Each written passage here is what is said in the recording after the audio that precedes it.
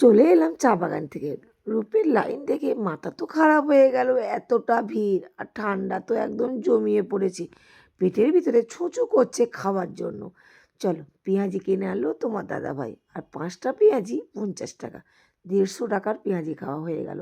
পেঁয়াজিটা খুবই সুন্দর ছিল, হ্যাঁ গরম গরম যেহেতু ঠান্ডার মধ্যে, সঙ্গে দিয়েছিল একটু আচার। হ্যাঁ ওখানকার আচারটা কিন্তু খুব ফেমাস।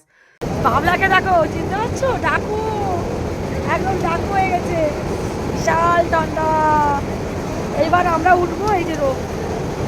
কিন্তু রোপ কখনো চড়িনি, হ্যাঁ ফার্স্ট কিন্তু দার্জিলিংয়ে এসেই কিন্তু শিখেছিলাম, জোর করে তোমার দাদাভাই আমাকে তুলেছিল 2 বছর আগে যখন এসেছিলাম।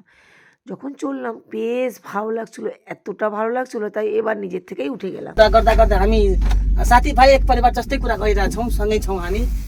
यता भाइ केही भन्छौ, बनु केही भन्छ भन। সুমিতা মণ্ডল, আমি কলকাতা থেকে এসেছি, আমার বয়স 13।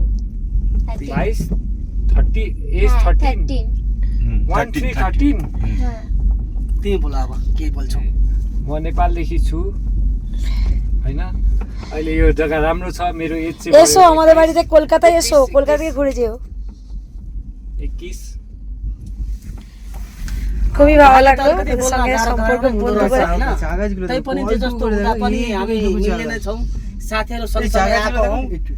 साथीहरू लगभग लगभग हाम्रो मिल्ने नै छौँ, एकजना बोनु आन्टी भाइ अङ्कल यता।